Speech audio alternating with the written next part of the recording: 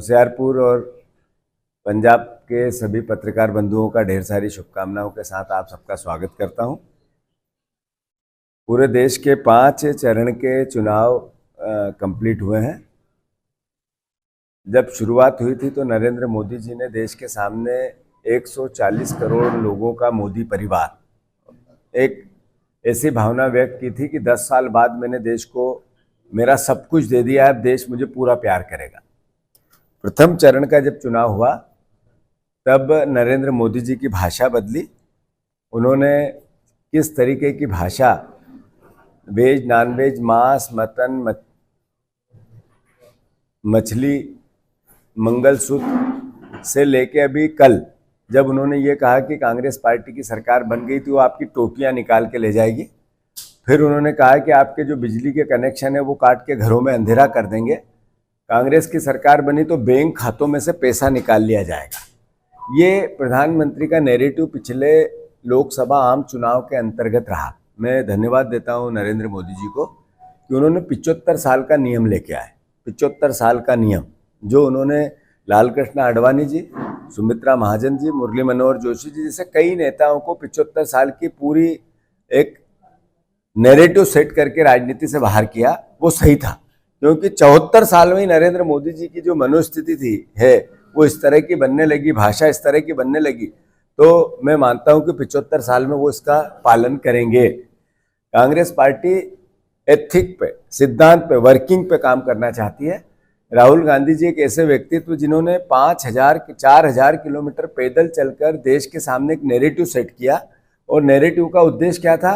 देश में भाईचारा बने, प्रेम, प्यार, मोहब्बत। जो गुरु नानक देव जी की, जो महावीर की, जो गौतम बुद्ध, आज बुद्ध जयंती है, उनकी जो भावना थी, इस देश के आम हर धर्म की जो भावना है, मानवता की रक्षा की, प्रेम की, प्यार की, मोहब्बत की, इंसानियत की, उस भावना को मोटिव बनाकर 4,000 किलोमीटर जब वो पैदल कश्मीर से कन्याकुमारी तक चले तो उन्होंने कई लोगों से मिले, कई परिवारों से मिले, पत्रकारों से मिले, वो जर्नलिस्टों से मिले, वो मिले ट्रक ड्राइवर से, युवाओं से, महिलाओं से, किसानों से, श्रमिकों से, मजदूरों से।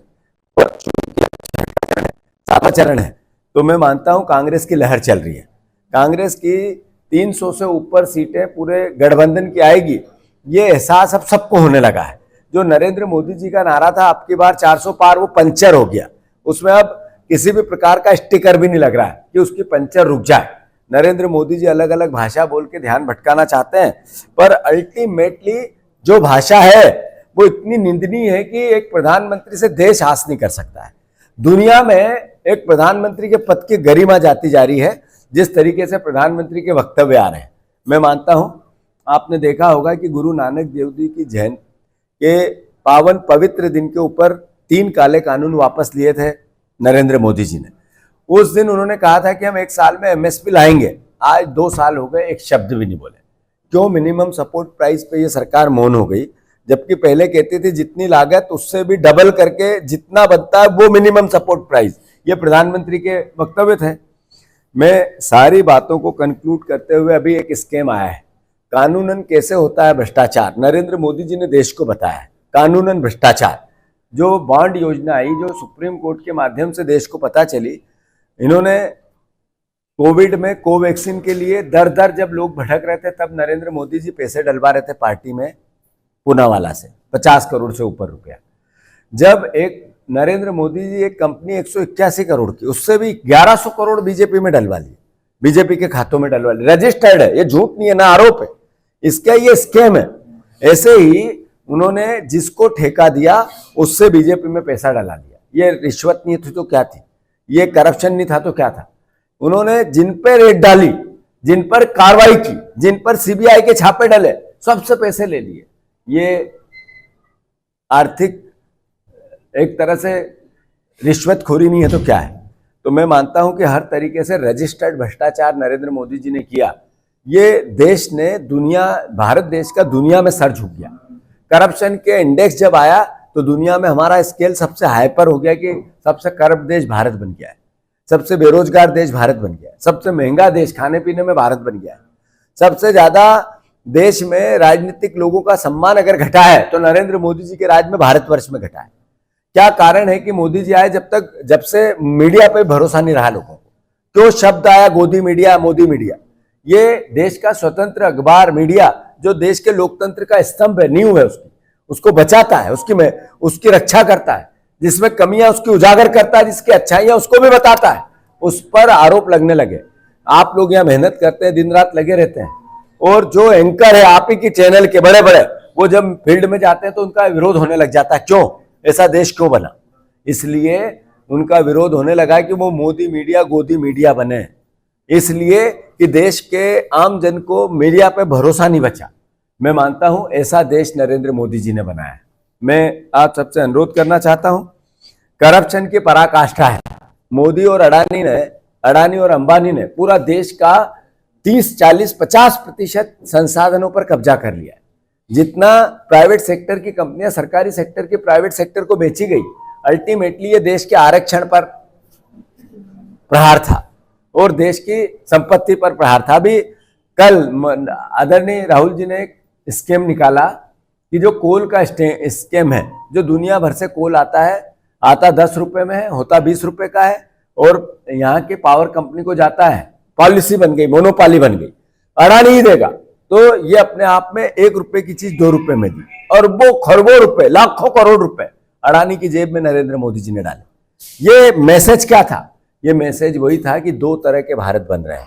एक गरीबों का भारत जिसमें लोगों की हत्याएं हो रही, जो आपने पुणे में देखा, एक बच्चे ने कल रोन दिया 2 बच्चों को, और उसके लिए उस बच्चे को छोड़ दिया गया। कोर्ट ने सिर्फ ऐसे लिखा के कहा कि ओके, कोई बात नहीं, गलती हो गई, क्षमा कर। एक भारतीय जो अमीरों के लिए कानून मिनिमाइज हो गया, समाप्त हो गया, मैनेजेबल हो गया, और एक भारत वो जो गरीबों की गरीबी में यातनाओं की पराकाष्ठा हो गई। 2 भारत बन रहे हैं। एक भारत वो जो ईमानदार जर्नलिस्ट है, जो मीडिया का आदमी है, जो कैमरामैन से रिपोर्टर है, वो फील्ड में रोज रात दिन दौड़ता है, वो ईमानदार भारत है। और एक भारत वो जो एंकर इस तरह के हो गए जिसकी जनता विरोध करती है, जो मोदी मय हो गए, मोदी के मित्र हो गए, वो ऐसे 2 तरह की मीडिया, 2 तरह का भारतवर्ष, एक गरीबों का, एक अमीरों का। गरीबों का भारत ऐसा है जिसमें महंगाई की यातना है, बेरोजगारी की पराकाष्ठा है, कानून उनके लिए अपना काम करता है। और एक भारत वो जो अमीरों का है, हर तरह के अमीर है, जो मोदी के आसपास है, जो सरकार के आसपास है। मैं मानता हूँ ऐसे में पंजाब में लहर चल रही कांग्रेस पार्टी की, होशियारपुर सीट भी 100% कांग्रेस पार्टी जीतेगी।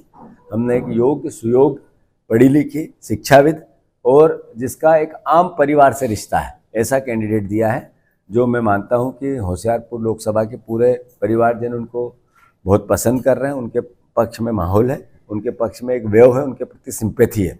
जब मैं मानता हूं कि ऐसे में कांग्रेस जन एकजुटता से, एक साथ होकर इस सीट को हम जीतेंगे। ऐसे ही पंजाब में 10 से कम 10 सीट कांग्रेस पार्टी जीतेगी। धन्यवाद। सर, ਤੁਸੀਂ कह रहे हो इंडिया गठबंधन की सरकार बनी है। राहुल गांधी जी ने अपने भाषण में भी किया कि भी 4 जुलाई ਨੂੰ ਜਦੋਂ 4 ਜੂਨ ਨੂੰ ਰਿਜ਼ਲਟ ਹੋਣਗੇ तो अगले महीने ਅਸੀਂ 8500 रुपए ਕਰੋੜਾਂ ਮਹਿਲਾਵਾਂ ਦੇ ਖਾਤੇ ਦੇਵਾਂਗੇ। ਉਹਦੇ ਬਾਰੇ ਤੁਹਾਡਾ ਕੀ? 8500 रुपए बिल्कुल सही है। क्या है कि नरेंद्र मोदी जी ने 16 लाख करोड़ रुपया उद्योगपतियों के माफ किए पिछले समय। अगर हम बहनों का पूरा आकलन करें, हमारी पूरी योजनाओं का आकलन करें, तो वो 8 लाख करोड़ तक भी नहीं जाता है।